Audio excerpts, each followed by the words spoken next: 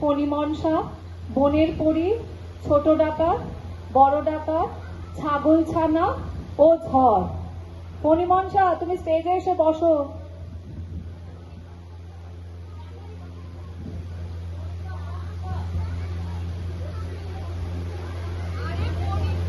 ফণিমনসা, স্টেজে ওঠো।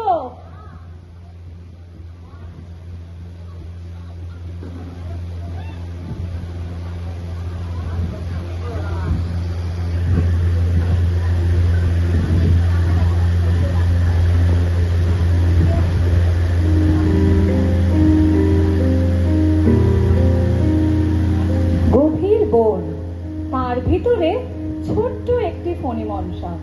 গাছটির মনে এক ফোঁটাও শান্তি নেই। আশেপাশে সুন্দর গাছপালাদের সে যত দেখে তার গা রি রি করে ওঠে। কি বিচ্ছিরি তার পাতা, ভেবে সে সব সময় কান্নাকাটি করে। ছি ছি ছি, এমনও বরাত, পাতাগুলো যেন সব করাত। হায় গো বনের পরী, নিয়ত তোমাকে সরি, করুণা করো বাচ্চা গাছের উপর। এমন সময় পথ দিয়ে যাচ্ছিল বনের পরী। থমকে দাঁড়ালো সে।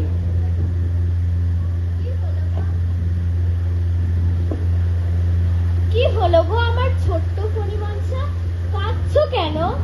তুমি এসেছো, তোমার পায়ে পড়ি, আমার এই জঘন্য পাতাগুলি তুমি পাল্টে দাও।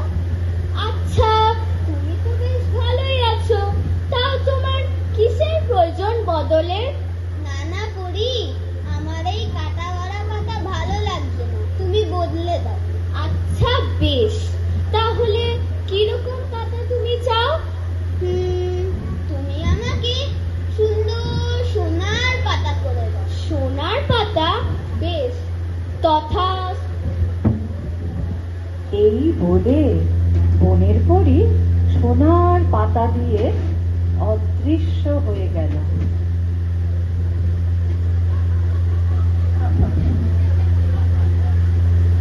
আশ্চর্য হয়ে ফণিমনসা নিজের নতুন রূপ দেখতে থাকলো।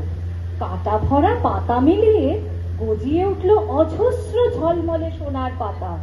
ফণিমনসা খুব খুশি। এমন সময় উপস্থিত সেখানে কানে জবা ফুল গোজা, মাথায় ফেটটি বাঁধা এক ভয়ঙ্কর ডাকাতের দল।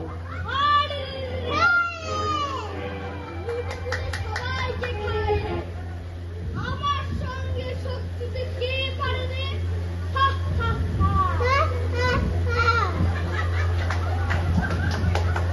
হঠাৎ সেই ডাকাতের নজর গেল সোনার পাতায় মোড়া ফণিমনসার দিকে।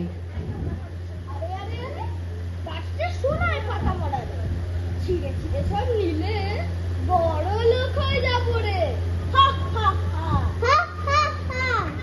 বলতে দেরি আছে, কিন্তু নিতে দেরি নেই। নিমেষের মধ্যে সব পাতা ছিঁড়ে ব্যাগে ভরে গাছটিকে ন্যাড়া করে দিয়ে তারা চলে গেল।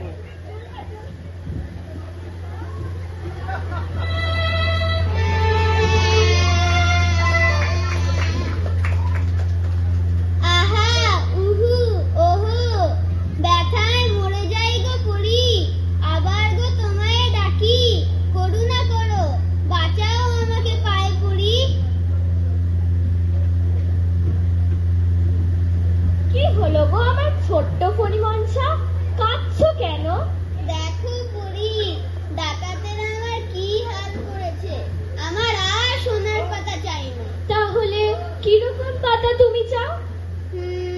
ডাকাতেরা তো আমার সোনার পাতা নিয়ে চলে গেছে, এবার তুমি আমাকে কাচের পাতা করে দাও। বেশ, তথা। পরী অদৃশ্য হতেই ফণিমনসার সমস্ত পাতা ঝলমলে কাচের পাতায় ভরে গেল। সূর্যের আলো পড়ে রামধনু রং ঝিকিমিকি করে উঠেছে।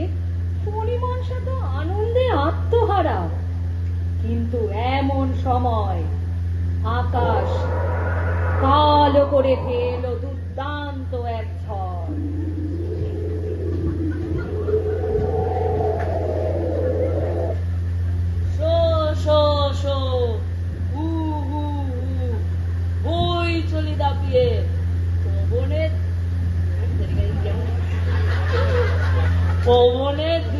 ছেলে, উড়িয়ে দেবো সব গাছের পাতা, মট মট খট খট, সব গাছের ভাঙি মাথা।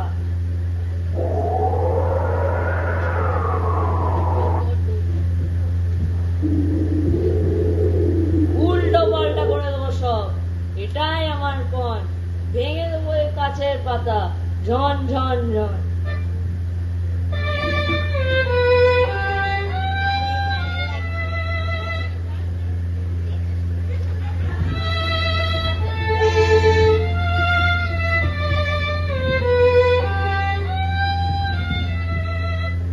ভয়ানক ঝড়ে ফণিমনসার সব গাছের পাতা চুরমার হয়ে গেল। ঝড় থামার পর শুরু হলো ফণিমনসার অঝরে কান্না।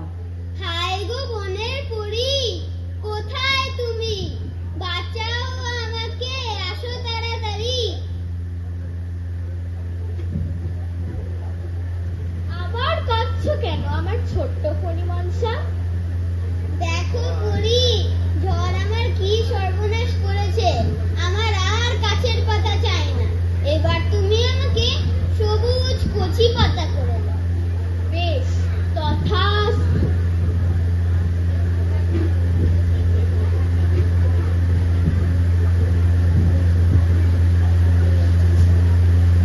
এবার ফণিমনসার গায়ে গজিয়ে উঠল সুন্দর কচি কচি পাতা। দেখলে চোখ জুড়িয়ে যায়। এবার ফণিমনসাকে পায় কে? দেমাকে তার পা মাটিতেই পড়ে না। মৃদুমন্দ বাতাস এসে দুলছে আনন্দে। কিন্তু এ কি সর্বনাশ! একটা ছাগল ছানা আসছে এদিকে যে।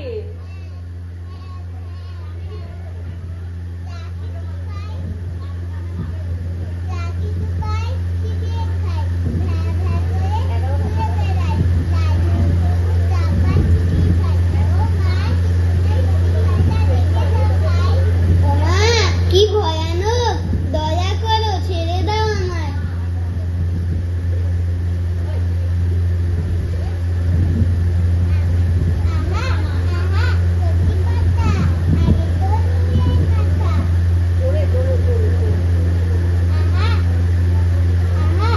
কচি পাতা, আগে তোর মুড়ের মাথা। আহ কি স্বাদ, কোথাও পাই না। জিভে আসে জল, এটাতে ভাগ হবে না।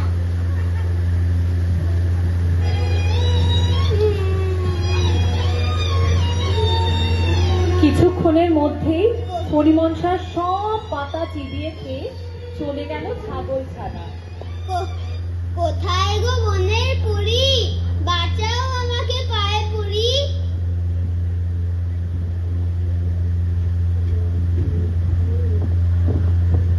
আবার কাঁদছো কেন আমার ছোট্ট ফণিমনসা? ঘাট হয়েছে, কান ধরি, আমাকে উদ্ধার করো পরী। শোনো গো সোনা ছেলে, আমি দূর থেকে সব দেখেছি। একটা কথা বলি, শোনো।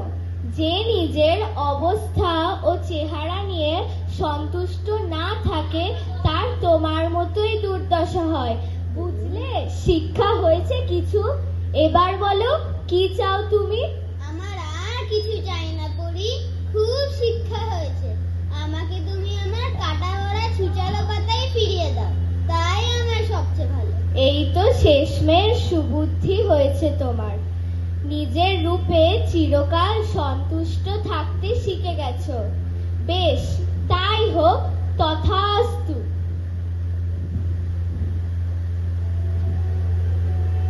দেখতে দেখতে ফণিমনসার গায়ে আবার তার নিজের কাটা ভরা মোটা পাতা হয়ে গেল। এরপর থেকে সে কখনো নিজের রূপ নিয়ে মন খারাপ করেনি, সন্তুষ্ট থেকেছে সব সময়। নমস্কার।